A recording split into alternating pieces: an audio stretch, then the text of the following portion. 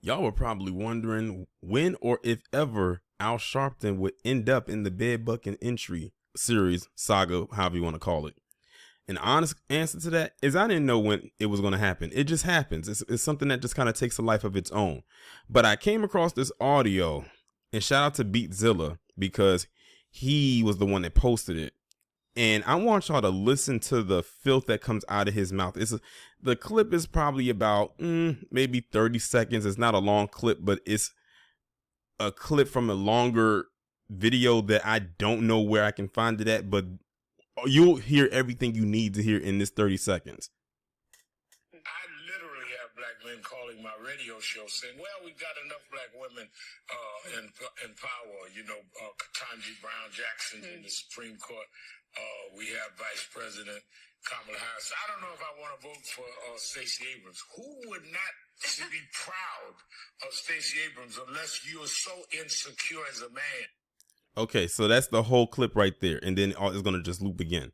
So you just heard Al Sharpton talk to this PC woman. I'm not sure exactly who she is when it comes to about Stacey Abrams and everything like that. First off, he starts off talking about how black men have literally called into a show asking about Stacey Abrams. First off, I don't even believe that is even true. I'm going to be completely honest with you. Not saying that it isn't, but I don't think it's completely true. I think there is some embellishment there. Then, he goes into talking about how, with black women being in power or something to that effect of, black men saying that, don't you think we already have enough black women in power, make room for more black men to kind of do their thing and whatnot. I think that's a lie as well. Like, I can tell he's making stuff up. And like Beatzilla said in his caption, shaming is not a policy. It's really not. And that's all these bootlicks and these shills for the Democratic Party know how to do, is to shame black people, especially black men, into doing their bidding, because they have to hold some kind of a position. November 8th come rolling around. I don't know what kind of position they're actually going to hold. Then he caps it off with one of the most shaming things he can say, especially with him being a black man himself.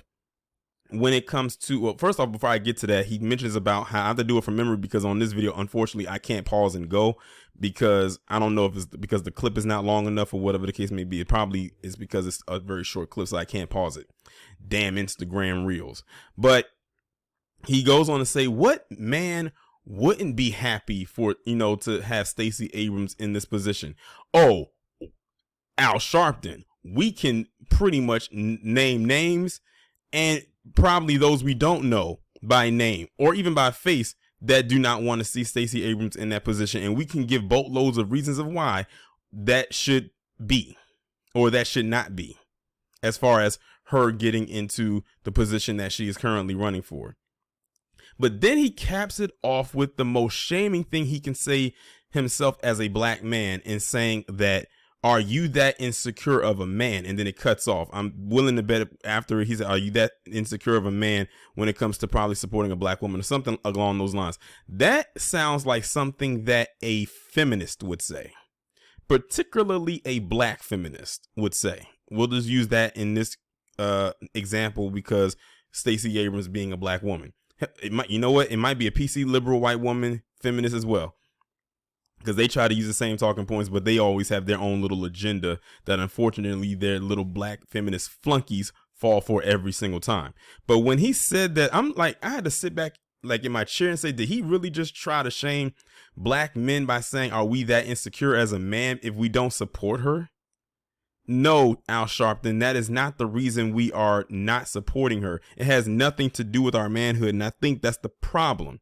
They want to try to throw dirt and shame onto black men's manhood if we don't support a black woman just because she's a black woman. And of course, he had to mention Kamala the Chameleon, who doesn't know if she wants to be black one day or Hindu the next, or Arab one day and Asian the next, or Jamaican one day and Trinidad the next. She's all over the place.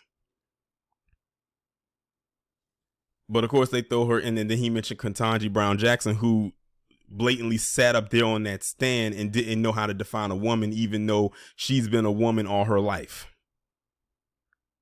And then you got Stacey Abrams out here saying that she got a black men agenda, but when you pull up the black men agenda, it's everything in there for everyone else but black men, only in name. And this is the thing that he just did right here is what many black men, when it comes to Stacey Abrams, and it's more so for black men in Georgia, are worried she's going to do if she loses. You know, I'm going to be optimistic when she loses. So when she does lose, a lot of black men are saying that she's going to come out and say that it was black men's fault why she didn't win. Because remember, they put out that dog whistle language a couple months ago, basically saying that she needs black men to vote for her in order for her to win, while not giving any type of tangible as to why black men need to support her. But she can go out and speak to a bunch of Mexicans and Latinos, whether legal or not, and have all kinds of incentives lined up for them. And they most likely ain't even going to cast the vote for her. They most likely going to vote for Kemp. Because let's be real here. A lot of people on that side tend to vote to the right or lean politically to the right. And the way that they keep trying to sway things is not working. But you know what? And I'm being optimistic again, when the Democrats lose a vast majority, hell, it will be a miracle if they lost all. You know who they're going to point the finger of blame at. It's going to be at the black community. Because they've leaned heavy on us for so long. But when we try to lean on them for leverage, they give us their ass to kiss. Between the politicians and the shills themselves, I don't know who's worse. Because you got people who are doing this for money and those who are doing it for free. But yeah, Al Sharpton, yeah, he's been a long time bedbucking, and it's just that I haven't been able to insert him somewhere into the series. But that clip right there, for sure, cemented him into the bedbucking Hall of Shame.